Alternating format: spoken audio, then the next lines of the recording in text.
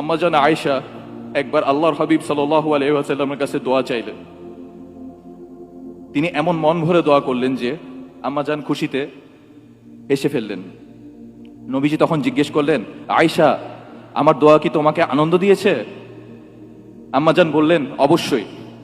তখন তিনি বললেন, আল্লাহর কসম, আমি প্রতি সালাতে আমার উম্মতের জন্য ঠিক এই দোয়াটিই করি।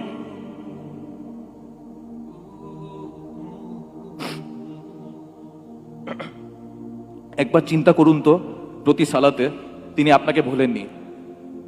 1400 বছর আগে মদিনার নির্জন রাতে যখন সবাই ঘুমিয়ে, তখন একজন মানুষের চোখ ভিজে যেত আপনার ফিকিরে। আর আজ আমরা সেই উম্মত কোথায় দাঁড়িয়ে আছি? বিদায় বেলায় এক অমায়িক দৃশ্য মন জুড়িয়েছিল আল্লাহর হাবিবের।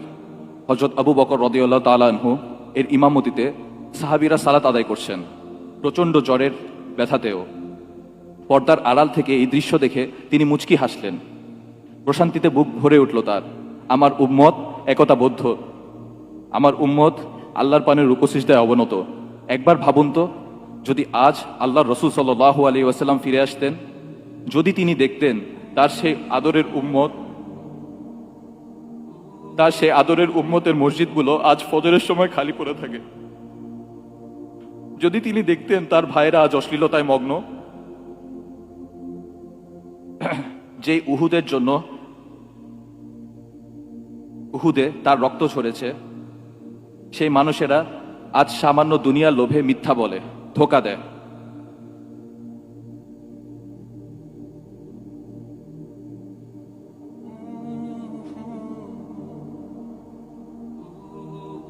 ভাই ও বোনেরা, আমাদের ঘরের দেয়ালে হয়তো তার নাম লেখা আছে ক্যালিওগ্রাফিতে ঝুলানো, কিন্তু আমাদের চরিত্র কি তার নূরকে ধারণ করতে পেরেছে?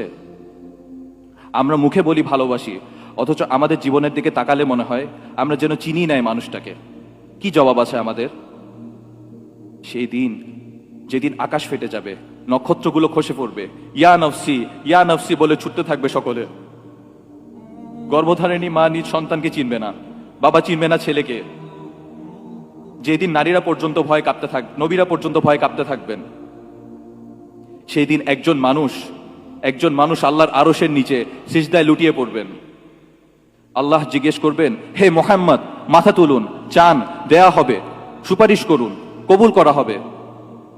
সেদিন তিনি নিজের জন্য জান্নাত চাইবেন না, ফাতিমার জন্য জান্নাত চাইবেন না,